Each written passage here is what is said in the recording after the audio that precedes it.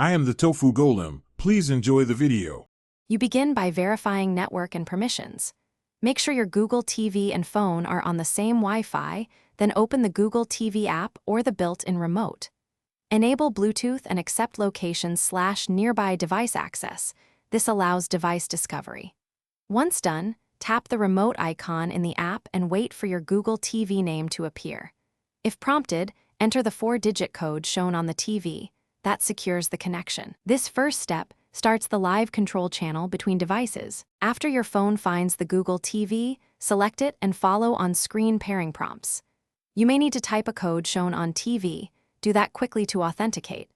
Make sure to grant input control and microphone permission if you want voice search. This is why you give permissions earlier. Once paired, open app settings to adjust keyboard, D-pad sensitivity, and haptic feedback so navigation feels natural. These configuration choices improve responsiveness and avoid accidental inputs while you browse or type. Now you control the Google TV from your phone. Use the D-pad for navigation, play /pause for media, volume buttons if supported, and voice search for quick finds. Test each function so you know it works.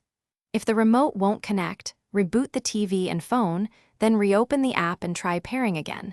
This clears temporary network or Bluetooth issues. Also make sure both the app and TV firmware are updated. Outdated software is the most common cause of intermittent failures. Thanks for watching. Consider subscribing if we helped you today.